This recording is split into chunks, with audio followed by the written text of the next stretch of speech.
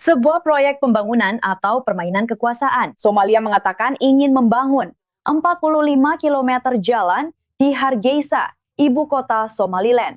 Sebuah wilayah yang telah memerintah secara mandiri selama lebih dari 3 dekade. Namun Mogadishu masih mengklaimnya sebagai miliknya. Somaliland ingin investasi tersebut didanai melalui program Bank Dunia yang lebih luas. Namun dengan menyajikan proyek ini sebagai inisiatif federal, Somalia memperkuat klaimnya atas Somaliland dan menantang upaya Somaliland untuk merdeka.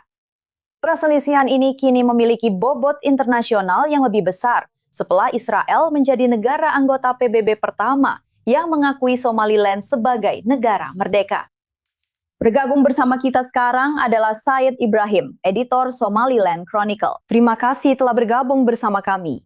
Apakah ini merupakan kisah positif tentang potensi kerjasama, atau apakah Somalia menggunakan dana pembangunan internasional untuk memperkuat klaim kedaulatannya atas Somaliland?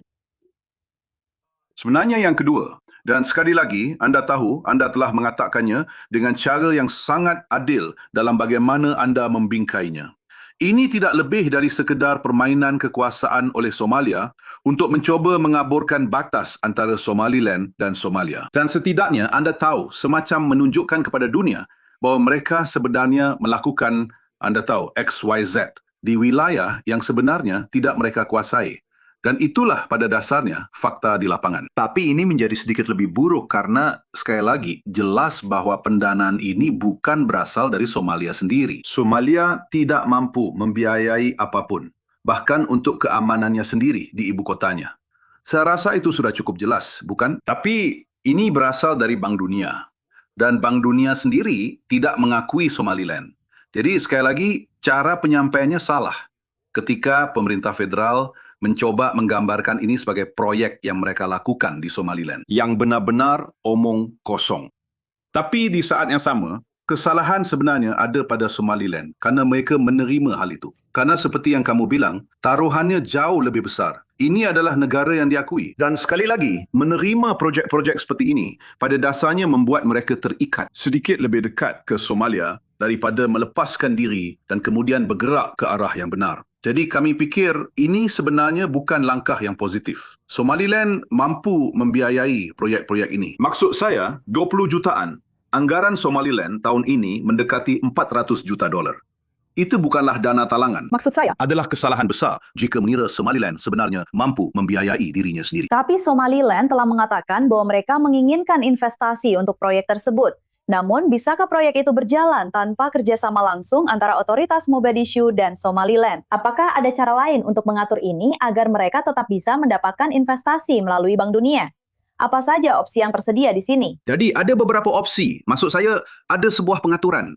Dan sekali lagi, kesalahan-kesalahan ini terus bertambah. Benar, seperti yang saya katakan, ini sebenarnya bukan satu-satunya projek yang sedang berjalan saat ini di Somaliland. Ada cukup banyak projek lainnya. Ada satu dengan, anda tahu, Bank Sentral dan Bank Dunia. Dan sekali lagi, dalam konteks yang lebih besar dari sebuah projek yang sedang didanai, anda tahu untuk apa yang disebut Bank Dunia sebagai Somalia, dan mereka memperlakukan Somaliland sebagai bagian dari itu. Benar?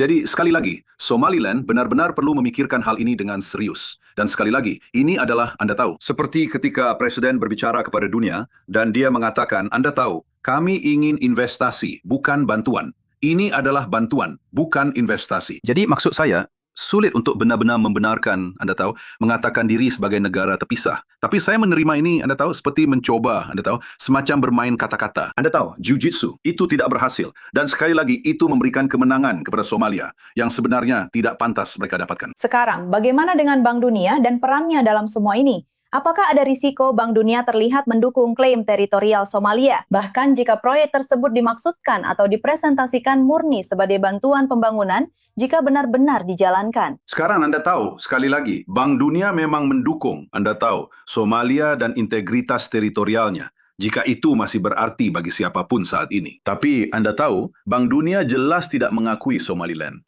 Dan satu-satunya cara dana seperti ini benar-benar bisa masuk ke Somaliland adalah jika mereka menerimanya dan diperlakukan seperti negara bagian dalam federasi.